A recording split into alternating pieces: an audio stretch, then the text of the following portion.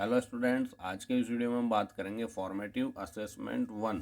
जो हमारा प्रखर इंग्लिश क्लास 8 का जो हमारा फॉर्मेटिव असेसमेंट फर्स्ट है, हम उसको फिल करने वाले हैं। पिछले वीडियो में हमने वर्कशीट नंबर 7 को देखा था, आपने फिल नहीं किया तो जाके फिल कर लीजिएगा। चलिए आगे का हम शुरू करते हैं। फॉर्मेटिव असेसमेंट 1, ठीक है। तो यहाँ हमें क्या दिया है, यहाँ हमें दिया है कि our library has many books, our library has many books, in this sentence the library is। तो सेंटेंस में जो लाइब्रेरी है वो क्या है? पर्सन का नेम है? नो। थिंग है? नहीं। लाइब्रेरी कोई एनिमल है? नहीं। लाइब्रेरी क्या है? एक जगह का नाम है? प्लेस है? यस। तो हम प्लेस पर राइट क्लिक कर देते हैं, ठीक है। Question number 2, what does a lawyer do. एक जो लॉयर होता है, वकील जो होता है, वो क्या करता है? तो यहाँ पर हम देखते हैं, ट्रीट्स सिक पीपल। ट्रीटमेंट करता है बीमार व्यक्तियों की? नहीं। क्या करता है? वो तो डॉक्टर होता है। फाइट्स केसेस, मुकदमे लड़ता है? यस, लॉयर तो यही करता है। लॉयर मतलब वकील, वकील तो मुकदमे लड़ता है। तो हम कहेंगे ए लॉयर फाइट्स केसेस, वो मुकदमे लड़ता है। बाकी के दो ऑप्शंस को भी समझ लेते हैं। डिजाइन्स होम्स, डिजाइन्स होम्स मतलब जो है मकानों की डिजाइन्स बनाता है? नहीं, उसको वो तो क्या होता है? आर्किटेक्ट होता है। नन, नन का मतलब इनमें से कोई नहीं, ठीक है। आंसर भी समझ लिया और सारे ऑप्शंस का मीनिंग भी समझ लिया, ठीक है। चलो क्वेश्चन नंबर 3 पर चलते हैं। Take the correct option for the given symbol. इस सिंबल के लिए हमें करेक्ट ऑप्शन को टिक करना है। मतलब ये जो सिंबल दिया है, ये सिंबल किसका है, हमें ये पहचान करके यहाँ पर बताना है। तो देखो यहाँ पर एक रोड है और रोड के ऊपर थोड़ा सा ऊपर सा नज़र आ रहा है ना, ब्रेकर जैसा। हाँ, स्पीड ब्रेकर जैसा। तो ये रेलवे क्रॉसिंग का साइन है? नहीं। नो एंट्री का साइन है? नहीं। यहाँ कोई टर्न का साइन है? नहीं। ये क्या है? Bump ahead. बम्प अहेड का मतलब कि आगे बम्पर आने वाला गाड़ी ऊपर होंगी, है ना। तो ये बम्प अहेड क्या होगा? ये bump ahead. Question number 4, what command you will give. आप क्या कमांड देंगे?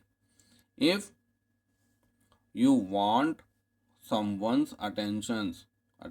तो यदि अगर आप किसी का अटेंशन पाना चाहते हैं तो क्या कहेंगे? Raise the blackboard? नहीं।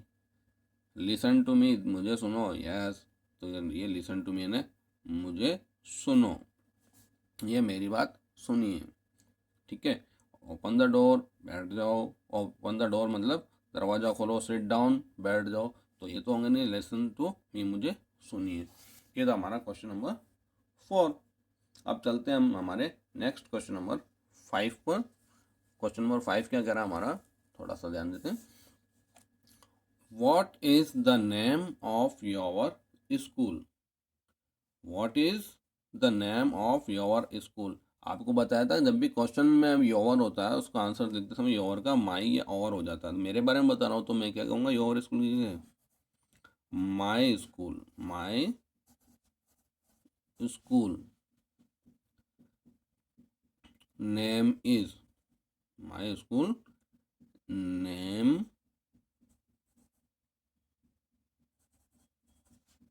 इज।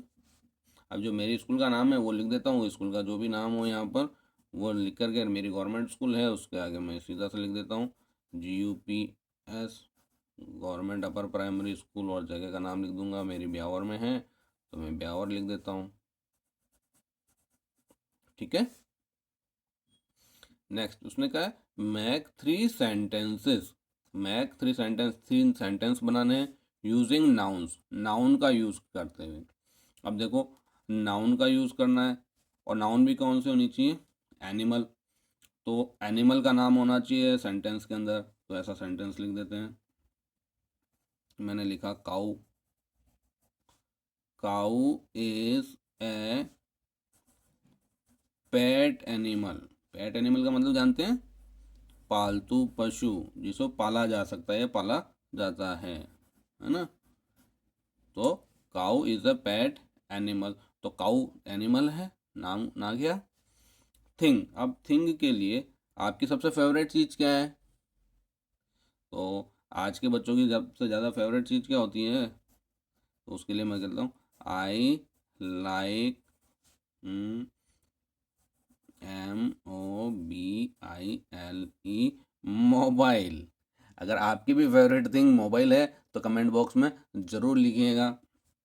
Next, person. तो पर्सन में हम क्या लिख सकते हैं? अपना नाम लिख सकते हैं, अपनी मदर का नाम लिख सकते हैं, फादर का नाम लिख सकते हैं। मैं लिख देता हूँ सिंपल सा सेंटेंस, माई नेम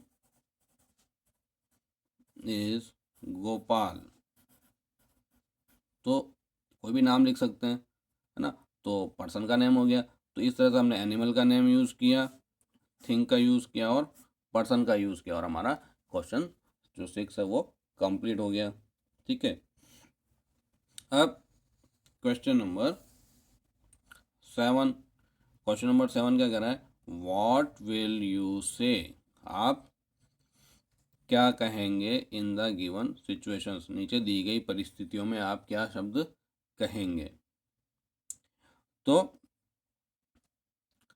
यहाँ लिखा है योर फ्रेंड हेल्प्ड यू, आपके मित्र ने आपकी मदद की है। तो अब वैसी स्थिति में आप क्या कहेंगे? Thank you. क्या कहेंगे? धन्यवाद देंगे ना। तो THANK, thank, YOU, thank you. Okay.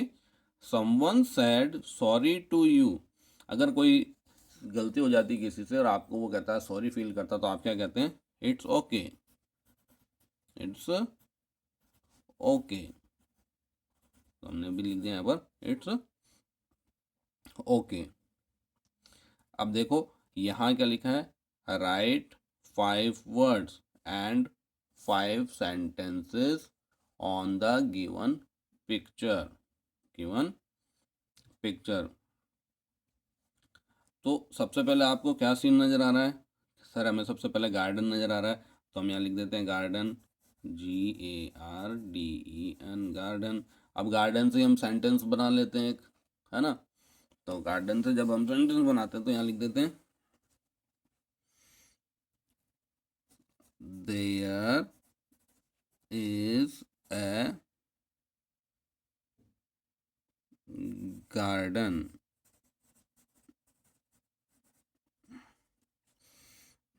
अब यहाँ पर ट्रीज नज़र आ रहे हैं ना, तो मैं यहाँ लिख देता हूँ ट्रीज। ठीक है। तो यहाँ लिख देता हूँ there are so many trees. So many trees का मतलब यहाँ पर बहुत सारे क्या हैं?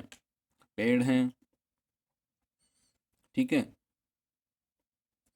अब देखो यहाँ पर देर आर, यहाँ पर बहुत सारे बच्चे हैं, तो there are so many children, CHILDREN, children. Children में एस नहीं लगाते कभी भी, ठीक है। तो हमने चिल्ड्रन लिख दिया, यहाँ पर बच्चे थे तो यहाँ चिल्ड्रन हमने लिखना भूल गए, तो अब लिख देते हैं। ठीक है। उसके बाद यहाँ क्या हो रहा है देखो कि एक बॉय, जो बॉय, 2 बॉयज़ जो हैं वो फुटबॉल खेल रहे हैं, और 2 बॉयज़, 2 बॉयज़ प्लेइंग फुटबॉल। ठीक है। अब यहाँ फुटबॉल भी लिख सकते हैं।